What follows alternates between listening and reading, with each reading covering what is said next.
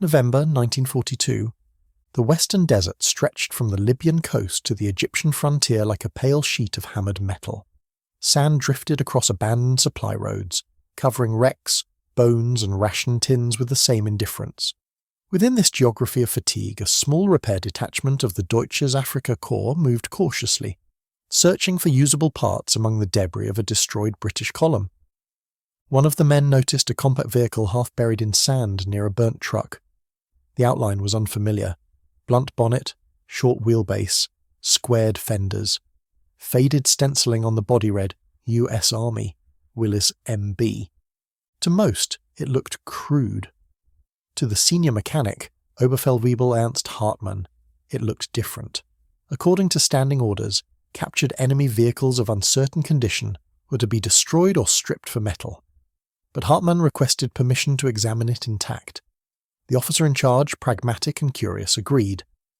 When they lifted the bonnet, expectation turned to silence. The engine compartment was clean, almost clinical. Wires were colour-coded, terminals numbered, and bolts uniform. There was none of the dense precision typical of German machines, no tangle of fittings requiring bespoke tools. Everything was accessible, almost welcoming. A small tag on the engine block read, Go Devil 134 cubic inches, 60 horsepower at 4,000 revolutions per minute. 60 horsepower, modest by German standards, but the engine started after a few revolutions of the crank idling smoothly. For men accustomed to temperamental carburetors and tight tolerances, it felt almost indecently easy. The sound was not elegant, it was functional, confident, monotonous. Hartmann noted in his logbook, Starts immediately. No hesitation. Components appear standardized, possibly field serviceable without factory tools. Over the next hours they drove the Willys around the perimeter of the camp. It absorbed bumps that shattered the leaf springs of other light vehicles. The suspension felt agricultural yet durable. The four-wheel drive system engaged with one lever. Simple, direct, unmistakable. German light transports like the Volkswagen Type 82 Kübelwagen lacked such capability. Designed by Ferdinand Porsche, the Kübelwagen was lighter, about 725 kilograms, and air-cooled, brilliant in theory but hindered by its two-wheel drive on soft sand. The Jeep's heavier frame, around 1,100 kilograms, proved an advantage. It sank less, distributed weight evenly, and climbed dunes without momentum runs. Mechanics who had spent months cursing their own designs began to exchange glances that combined respect with disbelief. By evening the report was ready. Hartmann wrote with professional restraint, American light vehicle demonstrates exceptional adaptability to terrain. Layout favours maintenance under field conditions. Standard fasteners and simplified controls suggest industrial philosophy, oriented toward mass operation rather than perfection. It was the first time such phrasing appeared in a German maintenance file. Mass operation rather than perfection. 2 days later, the Jeep was brought under a canvas awning for complete disassembly. Parts were washed in petrol, laid on cloth sheets, catalogued. The team expected to find compromises, cheap materials, careless machining. Instead, they found consistency. The casting surfaces were rough, yes, but dimensions were uniform. Bolts from one assembly fit perfectly into another. No hidden variations, no specialized fittings. The men could almost sense the rhythm of an assembly line thousands of kilometers away, machines stamping identical pieces by the thousands. Hartmann compared notes with his deputy, Unteroffizier Becker. Together they examined the gearbox. 3 forward speeds, simple dog-clutch synchronization, nothing ornamental. The Americans build as if the mechanic were a peasant, Becker muttered. Hartmann replied quietly, or as if peasants could be mechanics. The phrase stayed with him. By mid-December, the detachment had 2 functioning jeeps, both captured from separate engagements. They became invaluable, liaison runs, medical evacuations, sand patrols. In each role, the vehicles outperformed expectations. The Kübelwagens, with their lower ground clearance and rear drive, required careful handling. The jeeps tolerated abuse. Reports travelled up the chain of command. Technical officers forwarded them to Berlin, where they joined a growing stack of assessments on Allied materiel. Some dismissed the findings as anecdotal, others recognised the pattern. Behind every jeep, every truck, Every field radio stood a manufacturing doctrine Germany could not replicate: simplification for scale. By early 1943, the contrast had become numerical. America was producing over 640,000 Jeeps, while German industry delivered barely 50,000 Kübelwagens in total. The implications went beyond mobility. They touched the core of national self-image. German engineers pursued excellence as an art. American engineers pursued adequacy as a system. In war, adequacy multiplied faster. Hartmann's unit continued its duties through the final months of the African campaign. The Jeeps endured where the rest of the supply chain collapsed. When fuel ran low, they siphoned from any source. The engines tolerated poor octane without complaint. Tyres interchanged effortlessly. Spares from one captured Jeep fit another perfectly. An experience alien to German mechanics, accustomed to individual tolerances. As the Afrika Korps retreated towards Tunisia, captured vehicles became lifelines. Officers rode in jeeps not out of admiration, but necessity. A saying spread among the mechanics: better an enemy's simplicity than our own sophistication stuck in the sand. Even the proudest engineers ceased arguing. On the 13th of May 1943, the Afrika Korps surrendered. Around 250,000 Axis soldiers were taken prisoner. Among them was Hartmann's entire repair detachment. Their 2 surviving jeeps were left behind, engines intact, bolts tightened, tools neatly packed. Hartmann placed his final note inside a maintenance log, machine suitable for any soldier capable of reading numbers. He closed the book, expecting never to see such vehicles again. But the education was only beginning. When the troopship reached the Gulf of Mexico, the air smelled of salt and diesel. Hundreds of prisoners stared through the wire toward a shoreline of cranes and warehouses. They expected humiliation. Instead, they saw efficiency. Everything moved to schedule. Cranes unloading cargo, trucks lining up, officers with clipboards directing without shouting. It was logistics as choreography. The prisoners were transferred to Camp Hearn, Texas, a complex of wooden barracks, mess halls and workshops. The climate was brutal, yet the organization precise. Within days, Hartmann and several mechanics were reassigned to the camp's motor pool. The American sergeant in charge, a man named Tom Delaney, spoke slow German and quick English. His first instruction was simple: work clean. Don't guess. If you're unsure, read the manual. That manual, the TM9-803 for the Willys B, astonished them more than the vehicles. Every page combined clear diagrams with direct language, numbered steps, torque values, safety notes. It treated maintenance not as craft, but as procedure. The translation required no poetry. The meaning was universal. Hartmann studied how the Americans approached repair. Tools were arranged by size, not by owner. Fasteners were replenished from standard bins.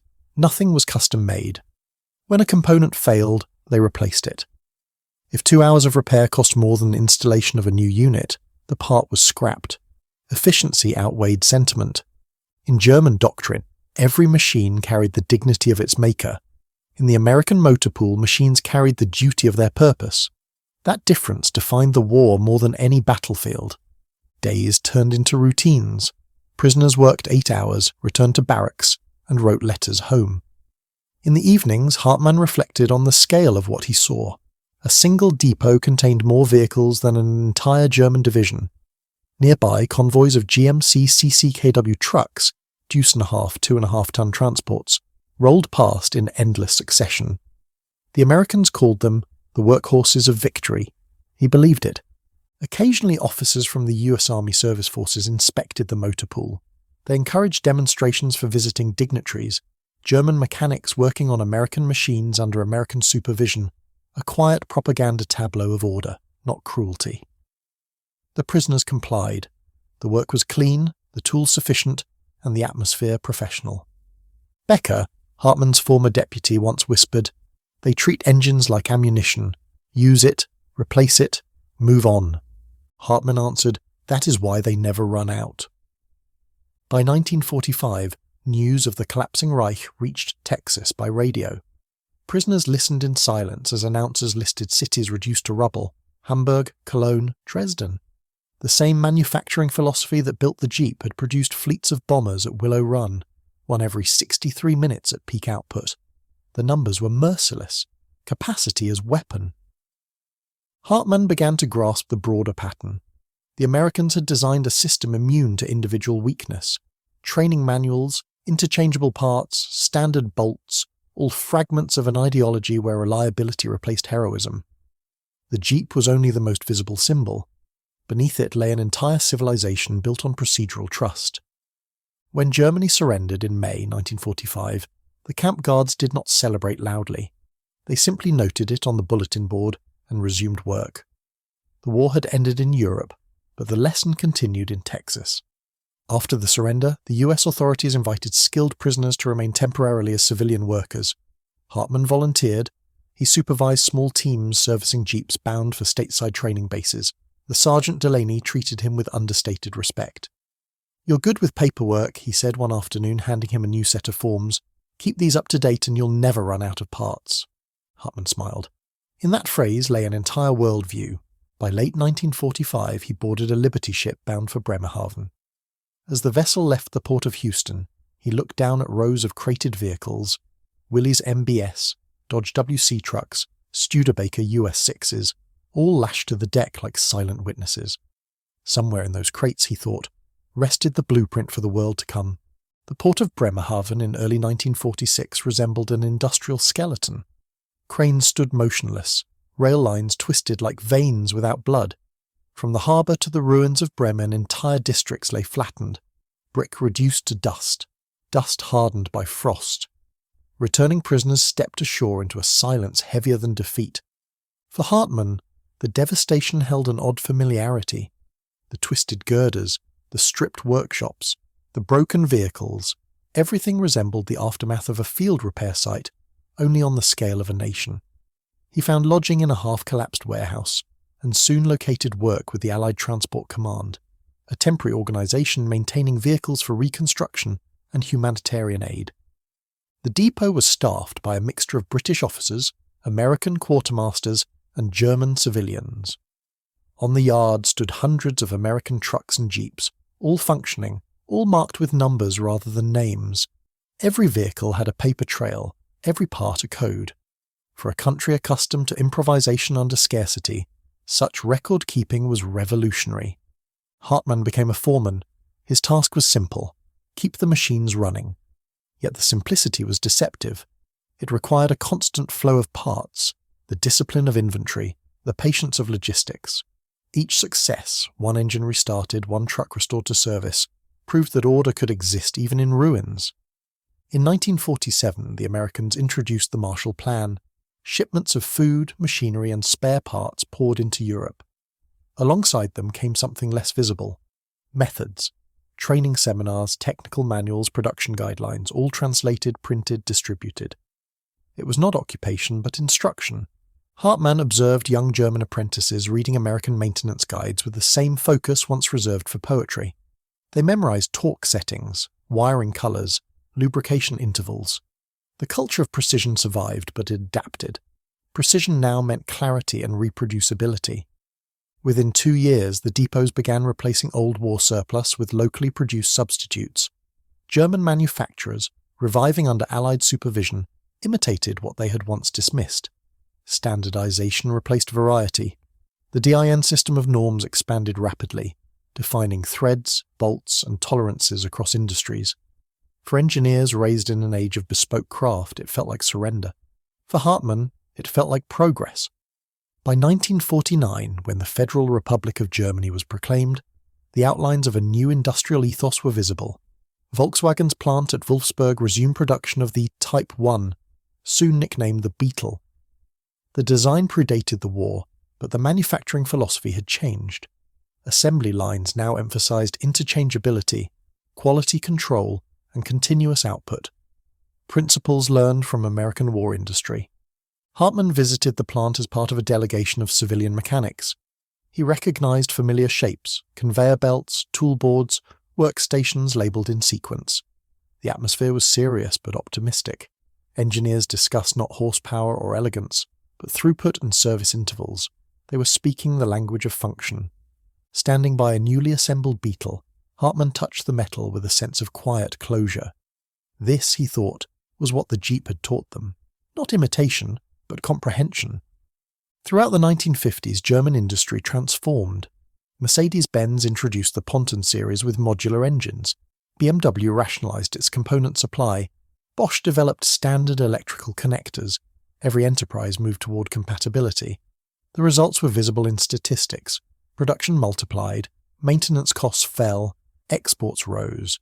Historians would later call it the Wirtschaftswunder, the economic miracle. To those who built it, it was less a miracle than a method. They had replaced pride with process. Hartmann often explained it to younger engineers in plain terms.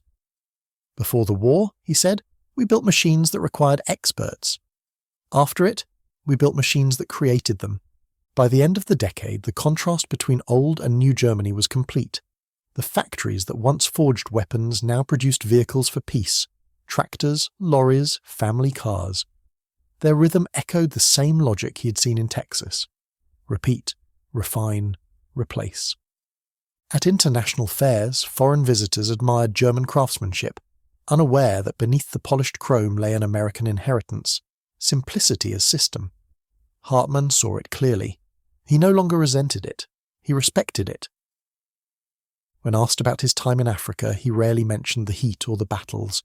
He spoke instead about the moment he opened the hood of a captured Jeep and understood that design could be democratic. By the early 1960s, West Germany had become the workshop of Europe. Factory chimneys rose from cities once flattened, and export docks filled again with finished goods instead of rubble. Beneath the numbers lay a quiet consensus. Efficiency was the new patriotism. Hartmann, now in his 50s, worked as a technical consultant for a regional training school. His students were not soldiers but apprentices in overalls, learning to service diesel engines and electrical systems. Their textbooks bore traces of the same philosophy that had crossed the Atlantic 2 decades earlier.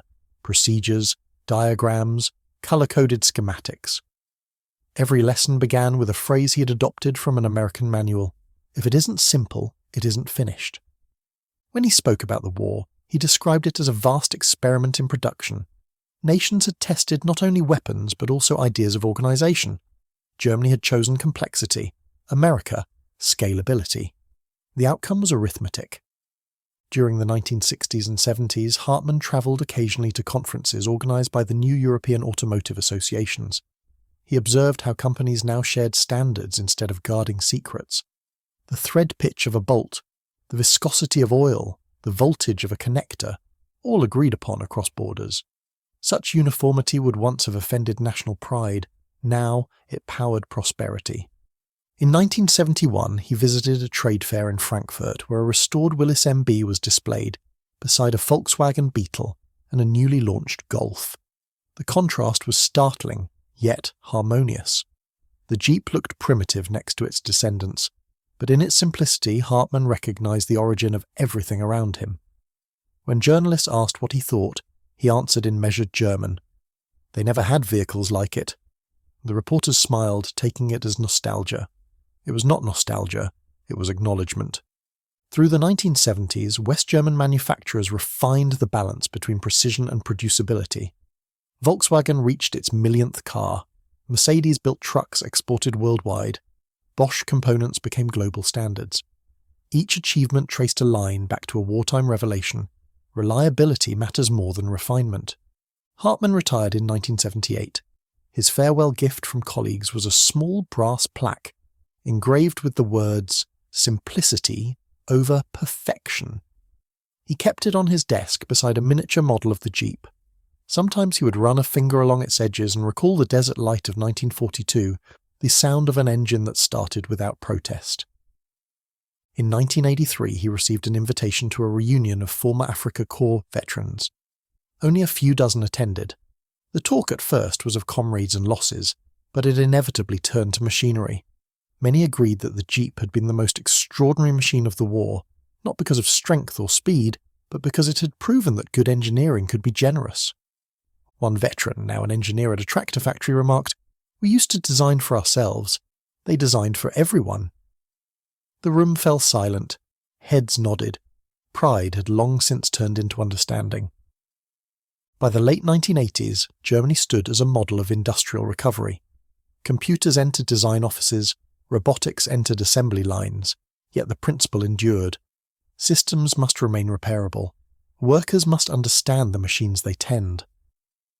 The legacy of the Jeep lived quietly in every standard part, every service manual written in clear language. Hartmann, now elderly, often walked through a local technology museum. In one hall stood a fully restored Willys MB. Its olive paint gleamed under artificial light, its shape at once archaic and timeless. He would stand before it for long minutes, listening to the soft echo of visitors' steps. To others it was a relic. To him it was a teacher. He would think of the journey, from sand and surrender to factories and renewal, and feel neither shame nor triumph, only comprehension. Germany had rebuilt itself not by forgetting defeat, but by studying it. When Hartmann died in 1990, his notebooks passed to the training institute where he had taught. Among pages of sketches and maintenance data, one sentence appeared repeatedly in his careful handwriting. Function is the only true perfection. It was both a summary and a confession. That same year, as Germany reunited, engineers from East and West debated how to merge their differing systems of production. Amid the complexity of politics and economics, a familiar lesson resurfaced. Start with what works, then make it better. The decades that followed carried the same rhythm. Innovation built upon clarity, progress grounded in humility. The Jeep remained in museums, parades, and collector garages, but its influence endured far beyond its form. Every standard bolt, every accessible service panel, every manual written for ordinary hands echoed the same insight born in the desert. They had never had vehicles like it, and because they had once admitted that truth, they learned how to build a nation that would.